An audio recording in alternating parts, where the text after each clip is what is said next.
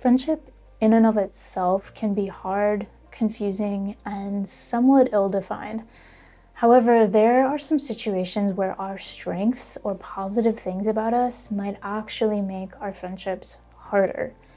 By the end of this video, you'll have some examples of those, and you'll also have some ideas about how to navigate these painful ironies of friendship.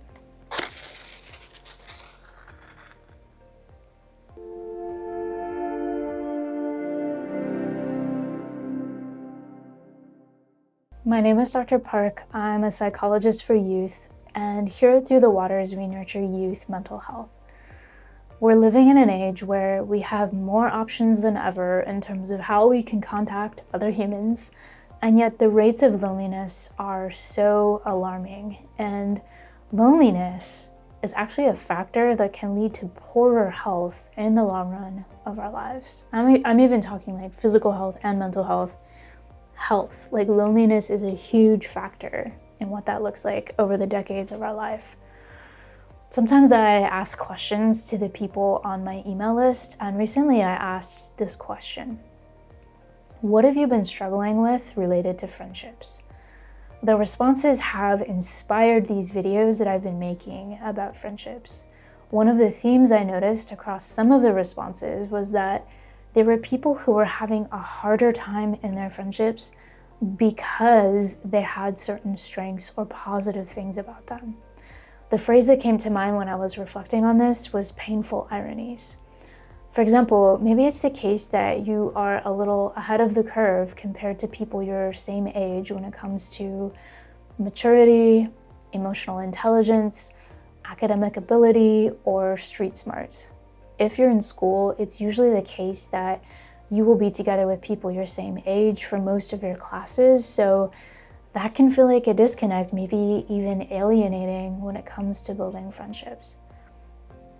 Another example is that you might try to treat your friends and other people around you in a way that is kind, compassionate, considerate. Maybe you're very thoughtful or you're a good gift giver. And maybe your friends don't have those same strengths or qualities of character that you do, so those can feel like a disconnect. You could wind up feeling disappointed by how your friends treat other people. Another example is that you might be someone who is carrying really big hopes and dreams for your life, for your future, and your friends are not dreaming big in that same way. Therefore, you're kind of on a different wavelength.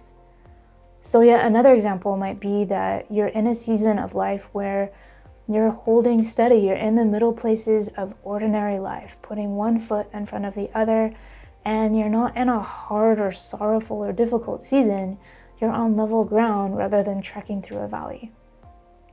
If your friends are in a more difficult season than you are, sometimes you might even question how to connect with them, or even whether it's okay that you're doing okay right now. Spoiler alert, I believe that it is okay to be doing okay, even if a friend you care deeply about is not doing okay right now. I realize it might feel like a disconnect sometimes if you and your friend are in profoundly different seasons. If anything though, I'm guessing your friend who is in a difficult season probably needs people like you in their life right now who can support them from a place of stability. And who knows, in all likelihood, the tables might turn a few seasons from now and you might be the one in the difficult season needing friends who are doing okay. We get by with a little help from our friends. So we've covered a number of examples of painful ironies in friendship, and I'll share with you a few tips about how to navigate these painful ironies. And by the way, if you haven't done so already, please like and subscribe if you're finding this video valuable so far. That means that you will be notified when we release new mental health tips and education here on YouTube. And it also means that YouTube will share this video with people who could benefit from it as well. So in terms of navigating these painful ironies, one tip is to look for friends who share values that are similar to your own. This idea also came from my email list, so thank you for sharing that idea with me. If you're not sure what your values are and you want more clarity on those, I'll link to a values sort activity that you can complete online in like 15 minutes. I'll put the link in the description below. So I use this activity in therapy with folks sometimes, and I find it really clarifying. Once you have clarity about your own values, you'll be able to see more clearly who aligns well with your values and who doesn't. It doesn't mean that you need like the exact same values, it just means there needs to be some general resonance, right? And you probably don't want to be friends with people if you have opposite values across the board. Another idea for navigating painful ironies in friendship is to set realistic expectations. Recognize that there are parts of you that will connect with certain friends of yours, and there are different parts of you that will connect with different friends of yours. For example, maybe some of your friends can connect with you around theater or the sport that you love, whereas other friends can connect with you around certain movies that you enjoy or bands that you like. It's going to be very rare that we discover a friend who connects up with all 100% of the different parts of us.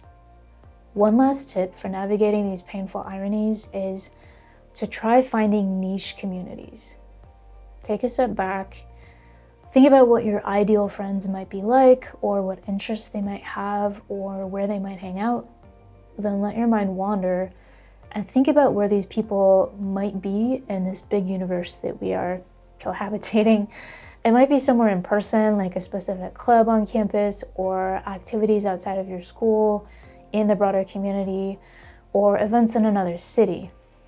It might be a conference or some kind of meeting or convention or something. It might be somewhere online that you need to connect with them instead. Sparking more of those friendships in niche communities that have a specific focus will make it more likely that you'll cross paths with people you might share some more common ground with. These are just a few tips to get the wheels of your mind turning, but if you have other ideas about how to navigate painful ironies in friendship, please share those in the comments below so that we can all be learning from each other.